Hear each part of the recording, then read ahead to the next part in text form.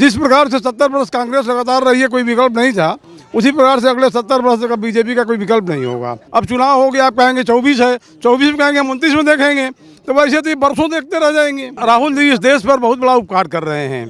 क्योंकि उनके परिवार पर वंशवाद की मोहर लगी हुई है, तो वो अपनी शादी न करके वह वंशवाद को हमेशा के लिए मिटा देना चाहते हैं। हम लोग राहुल गांधी के बहुत आभारी हैं। देश की दुर्भाग्य है कि बीजेपी के अलावा कोई दिखते नहीं है, जो दिखते हैं आपस में ही लड़ते हैं, तो दूसरा कोई है ही नहीं, तो बनेगा क्या? विकल्प नहीं है कोई। विकल्प के लिए लगातार मीटिंग चल रही है, आज भी जो है महागठबंधन की मीटिंग के इंडिया कहाँ है, वो आपस में ही लड़ रहे हैं। जितने लोग हैं सभी चाहते हैं हम ही बन जाए प्रधानमंत्री, तो सीट एक है, तो वो संभव नहीं हो पाएगा। कहते हैं कि पहले चुनाव हो जाए, उसके बाद हम डिसाइड करेंगे प्रधानमंत्री कौन बनेगा। जिस प्रकार से 70 वर्ष कांग्रेस लगातार रही है, कोई विकल्प नहीं था, उसी प्रकार से अगले 70 वर्ष का बीजेपी का कोई विकल्प नहीं होगा।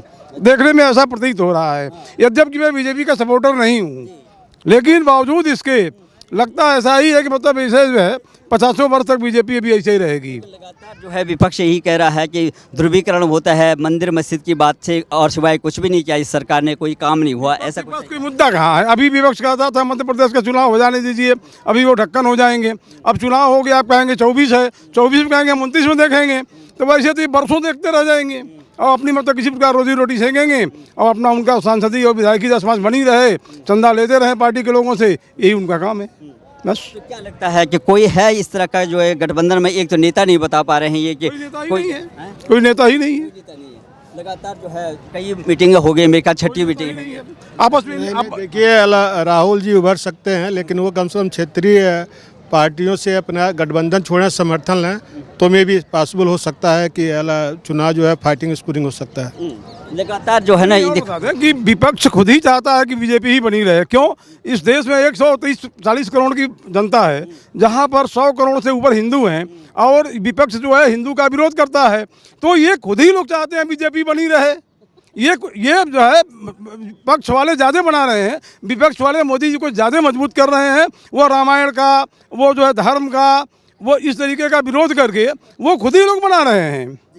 तो क्या लगता है जिस तरह से 22 जनवरी को और फिर जो है भव्य राम मंदिर का जो है वहाँ पे सब बहुत बड़ा आयोजन होने जा रहा है, मोदी जी कह रहे हैं कि मेरे लिए कि हर घर अयोध्या, हर घर राम आने का जो है सौभाग्य का दिन है उस दिन, लेकिन लगातार जो है विपक्ष कहता है कि ये तो केवल मंदिर मस्जिद तक सीमित रहे, ये ध्रुवीकरण करते हैं। देखिए, किसी को भी देश और धर्म की जो राजनीति हो रही है ना, वह देश के लिए अच्छी बात नहीं है, और ये घृणित कार्य है कि आप देश और धर्म और जात की राजनीति करो, ये अच्छी बात नहीं है। लेकिन लगातार धर्म की राजनीति कौन कर रहा है आखिर में? जब देखो अभी जनगणना की बात होती है कि प्रधानमंत्री लगातार करें मेरे लिए देश में 2 जातियां हैं, एक अमीर और एक गरीब, ये बात हुई थी, लेकिन विपक्ष फिर ये ध्रुवीकरण, वो भी ध्रुवीकरण कर रहा है कि जातियों में करके जातिगत जनगणना होनी चाहिए, कितने हिंदू कितने मुस्लिम। एक मिनट, प्रधानमंत्री जी को स्वयं सामने आना चाहिए और कहना चाहिए कि जाति जनगणना मंजूर नहीं है, आप गरीबों की जनगणना कराइए और जो गरीब है उसके अनुसार उनको अधिकार दिया जाए।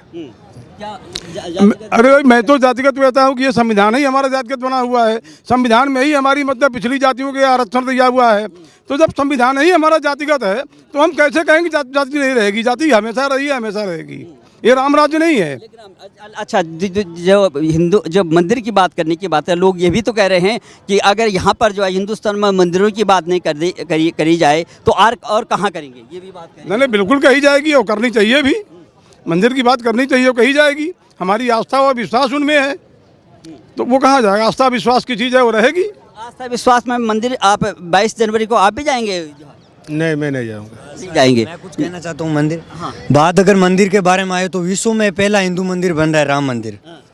एक बात देखी जाए तो मोदी जी ने ये एक पहला कार्य किया है जो मतलब पहले हिंदू मंदिर थे, बट इसके पहले सोमनाथ का मंदिर पटेल जी ने बनवाया था, जब नेहरू जी ने विरोध किया था, इसके बावजूद भी बनवाया था। ये पहला मंदिर नहीं देश का। इसके पहले मतलब कांग्रेस के टाइम में पटेल जी ने भी सोमनाथ का मंदिर बनवाया था, और उस समय भी मतलब जो है नेहरू जी उसका विरोध करते थे, लेकिन नेहरू को पीएम रहने के बावजूद भी इस देश की जनमानस की भावनाओं के सामने नेहरू की चली नहीं। आज़ादी के बाद भी सर, आज़ादी के बाद भी जो है कांग्रेस की सरकार रही है, और मंदिर का, अयोध्या मंदिर का, बाबरी मस्जिद और अयोध्या मंदिर का मसला लगातार ये जो है वोटिंग तक और चुनाव का मुद्दा बना रहता था। आप क्या कहते हैं इसके? देखिए, विवाद क्या हिंदू का मंदिर का, मस्जिद का नहीं था, विवाद था हिंदू मुस्लिम का, और ये जो राजनीतिक दल है वो हिंदू मुस्लिम करके लड़ाते रहे हैं। अगर ये भारतीय जनता, भारतीय लोगों को अगर छोड़ दिया गया होता तो शायद कोर्ट में भी मसला नहीं जाता और सरकार को भी नहीं आनी पड़ती, आपस में बैठ करके इस मामले को सलटा जा सकता था।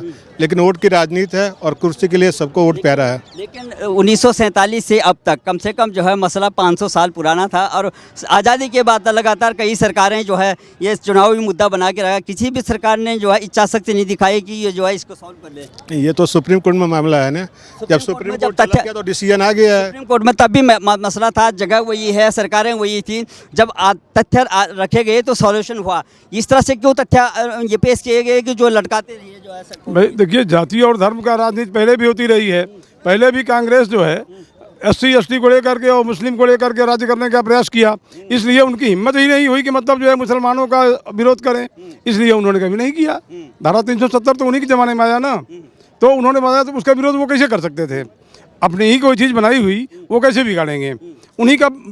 और जब भी मतलब कोई इस प्रकार का मंदिर में ताला लगा या कुछ भी हुआ, बवाल हुआ, तो कांग्रेस के टाइम में हुआ, तो वो उसको अपना ही बनाया हुआ चीज़ क्यों गिराएगी वो? जो समाधान हो भी रहा है तो उसके लिए फिर कह रहे हैं अपने राजनीतिक स्वार्थ के लिए। कांग्रेस कई बार कहा कि अगर हमारी सरकार रहती तो धारा 370 फिर से जो है लागू कर दी जाएगी। क्या लगता है आपको? देखिए, मोदी जी ने अच्छा काम किया, 370 को हटाया है। और मोदी जी से अब कहना यही चाहेंगे कि अगर 370 आपने हटा दिया है तो जातिगत आरक्षण और जातिगत कानून को भी हटा दीजिए। बिल्कुल, इसको हटा देना चाहिए, जातिगत आरक्षण हटा देना चाहिए। एक इंटरव्यू में जैसे मोदी जी कह रहे थे कि कुछ राजनीतिक दल अपने स्वार्थ के लिए 2000 धारा 370 की बात करते हैं, लेकिन मैं ये दो टूक कहता हूँ कि दुनिया की कोई भी ऐसी ताकत नहीं है कि जो इसको हटा सकती है। नहीं ब्रह्मांड में ऐसी कोई ताकत नहीं है जो कि धारा 370 को दोबारा लागू कर सकती है। नहीं, दोबारा तो लागू नहीं हो सकता। ये तो संभव नहीं है कि दोबारा अभी लागू हो। दोबारा लागू नहीं हो सकता है, कोई नहीं कर सकता है। अब आपको लगता है कि क्या या ध्रुवीकरण क्या हो रहा है कि लोगों का ये भी कहना है, जैसे सर ने कहा कि अगर जो है कांग्रेस लगातार जो है बीजेपी को ये स्थापित रखना चाहती है, क्योंकि यहाँ के जो यहाँ सनातन है, भारतीयता का है, उसका विरोध हो रहा है। लोगों में आक्रोश इस बात का है कि अगर जो है हिंदुत्व की बात यहाँ ना कर दी, भारतीयता की बात ना कर, यहाँ की संस्कृति की बात न कर दी जाए तो कहाँ की जाए आखिर में? देखिए, हिंदुत्व और मुस्लिम की बात नहीं है, यहाँ सभी लोग भारतीय हैं और भारतीयता की बात होनी चाहिए। तो मोदी जी भी कहा सबका साथ सबका विकास, और मैं कभी मोदी जी कहते हैं कि मतलब मोदी जी ने सबका साथ सबका विकास किया, लेकिन अगर SC ST एक्ट में सुप्रीम कोर्ट ने संशोधित किया था कि बिना विवेचना गिरफ्तारी नहीं होगी, तो उन्होंने उसको चेंज क्यों कर दिया? वो चाहते तो उसमें परिवर्तन कोर्ट का हवाला कर सकते थे कि नहीं, अगर कोर्ट कहती है कि SC ST एक्ट में बिना जांच की गिरफ्तारी नहीं होगी तो वह सही चीज़ है। इन्होंने कर दिया कि नहीं, पहले गिरफ्तारी फिर जांच। तो जब पहले गिरफ्तारी हो जाएगी तो आप जांच की उम्मीद कहाँ से करोगे भाई? क्या लगता है कि क्योंकि जिस तरह से सुधार की बात हो रही है, लगातार ये भी बात उठ रही है, आप आम आवाम में आजकल तो सोशल मीडिया जो है बहुत ज़्यादा प्रखर है, ये भी उठ रही है कि हमारा संविधान जो है ना हमारे अनुकूल नहीं बना गया, उसी संविधान को ढो रहे हैं जो अंग्रेजों ने अपने हिसाब से बनाया। नहीं, ये तो कहना गलत है कि हम उसी संविधान को ढो रहे हैं। 42वें संशोधन के अंतर्गत पूरा संविधान पलट दिया गया और इस आज के तारीख 104 संशोधन हो चुके हैं। तो अगर 104 संशोधन हो चुके हैं, 395 अनुच्छेद अगर ये था और 104 अगर चेंज हो चुका है, तो आप कैसे मानते हैं कोई संविधान है? संविधान भी चेंज हो सकता है। संविधान के मूल जो उसका प्रीफेस है, संविधान की जो आत्मा है, उसको भी हम चेंज नहीं कर सकते हैं, लेकिन उसमें अमेंडमेंट तो हम कर ही सकते हैं। हम उसको कुछ हटा नहीं सकते हैं, जोड़ सकते हैं। उनमें से कुछ हटाएंगे नहीं, लेकिन कुछ जोड़ना हो तो हम जोड़ सकते हैं। जोड़ा भी गया है, बाद में कई चीज़ें उसमें जोड़ी गई है। तो क्या लगता है कि अब क्या होने वाला है आखिर में 2024 के लिए? अब जिस तरह से जो है लगातार जिस तरह से हमेशा नैरेटिव ये सेट किया गया है, 9 सालों में विपक्ष और कोई मुद्दा नहीं रहा। आपने कभी भी देखा होगा कि गरीबी, बेरोजगारी के लिए बहुत बड़ा जो प्रदर्शन जो है जंतर मंतर पर नहीं हुआ।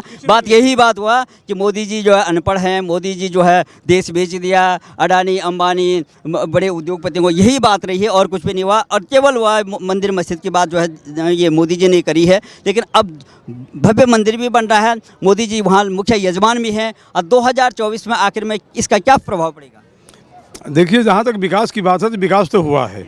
आज हमारे वहाँ जो हम लोग छोटे छोटे थे, 2 रुपया 3 रुपया में सिर पे मतलब जो टोकरी रख के मजदूरी करते थे, आज वो मजदूर भी मोटरसाइकिल से हमारे यहाँ आते हैं और अपने अच्छे कपड़े निकाल के और फिर से गंदे कपड़े पहन के काम करते हैं, शाम को जाते हैं। रिक्शे वाले व्यक्ति का, रिक्शे वाले ठेलिए वाले को घर में लोग भी आज बीटेक और MBA कर रहे हैं। तो विकास तो है, इसमें कोई शक नहीं है।